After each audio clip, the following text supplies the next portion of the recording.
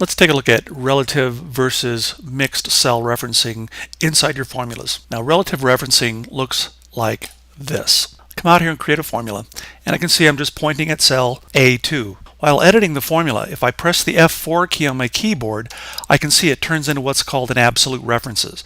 Now what this means is that as you copy the formula, the reference A2 will not change. That is, it will always be an A and always be a 2.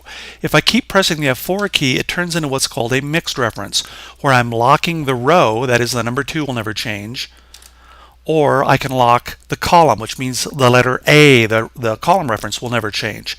And then back to relative. So when you're editing a formula, you just press F4 over and over again, and any cell reference you currently have selected or one that you're on will go ahead and make this change. Now let's take a look at some problems that you'll run into with absolute or relative referencing, and then we'll fix those up with a mixed reference. Now I'd like to do a simple formula here where I'd like to take the number 5, which is in B1, and multiply it by the number 3, which is in A2. And then I'd also like to copy this formula down and across so that it multiplies 5 times 5 and puts the value here, multiplies 10 by 3, puts the value here, multiplies 10 by 5 and puts the value here. Now I'm going to go ahead and do this. I'm going to go ahead and click in cell B2 and create my formula. You can see I'm using relative referencing. I'll press enter and everything works out great. The problem arises when I go to copy the formula. I can grab this fill handle, pull this down, or I can do a copy paste and paste this formula from here to here.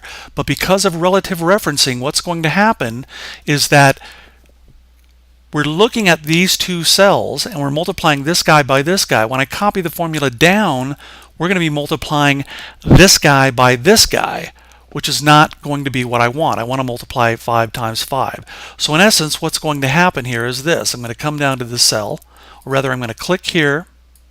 I'm going to copy the formula down, and it gives me the number 75. And that is because I'm multiplying this guy by this guy.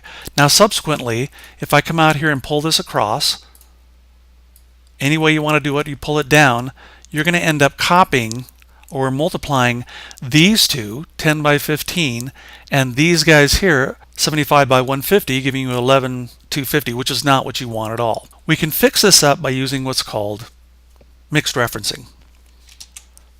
Now in a mixed reference, you're only locking part of the formula. That is, you're only locking either the column or the row.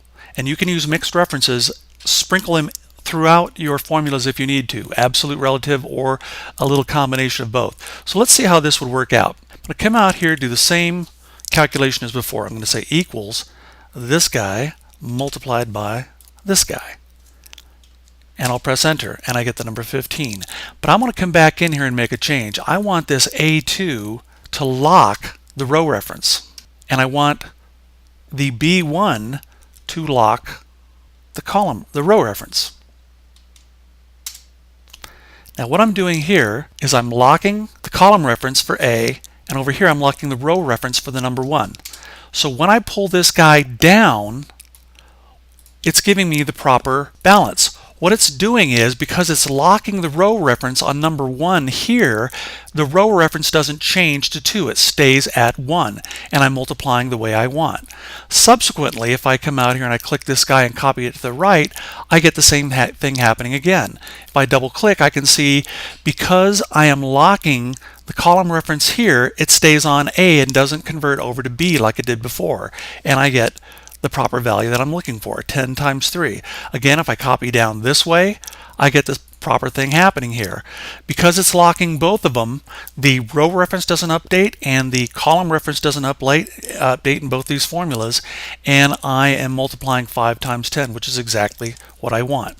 So that is how you use mixed cell references, and you can use the F4 key to rotate through those as you create your formulas.